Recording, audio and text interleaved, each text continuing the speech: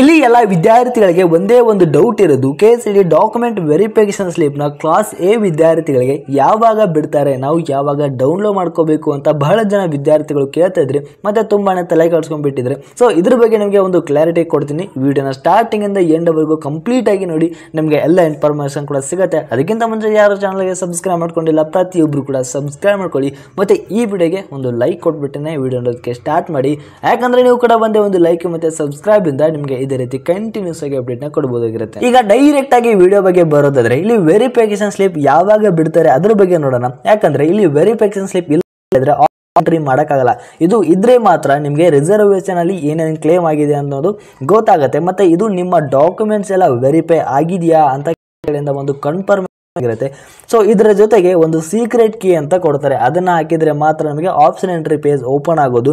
So ಇದು ನಿಮ್ಮ ಹತ್ರ ಆ ಸೀಕ್ರೆಟ್ ಕೀ ಇಲ್ಲ ಅಂತ ಹೇಳಿದ್ರೆ ಯಾವುದೇ ಕಾರಣಕ್ಕೂ ಆಪ್ಷನ್ ಎಂಟ್ರಿ ಮಾಡೋಕ್ಕಾಗಲ್ಲ. ಸೊ ಇದರಿಂದ ವೆರಿಫಿಕೇಶನ್ ಸ್ಲಿಪ್ ತುಂಬಾನೇ ಇಂಪಾರ್ಟೆಂಟ್ ಆಗಿರುತ್ತೆ. ಸೊ ಇದರಿಂದ ಇವಾಗ ವೆರಿಫಿಕೇಶನ್ ಸ್ಲಿಪ್ ಯಾವಾಗ ಬಿಡ್ತಾರೆ ಅಂತ ಇದ್ರ ಬಗ್ಗೆ ಒಂದು ಕ್ಲಾರಿಟಿ ಕೊಡೋದಾದ್ರೆ, ಇಲ್ಲಿ ನೋಡಿ ಜುಲೈ 18ನೇ ತಾರೀಕುವರೆಗೆ ನಿಮಗೆ ಯಾವುದೇ ತರಹದ ವೆರಿಫಿಕೇಶನ್ ಸ್ಲಿಪ್ ನ ಬಿಡಲ್ಲ. ಸೊ ಅಲ್ಲಿವರೆಗೆ ಯಾರು ಕೂಡ ವೇಟ್ ಮಾಡಬೇಡಿ.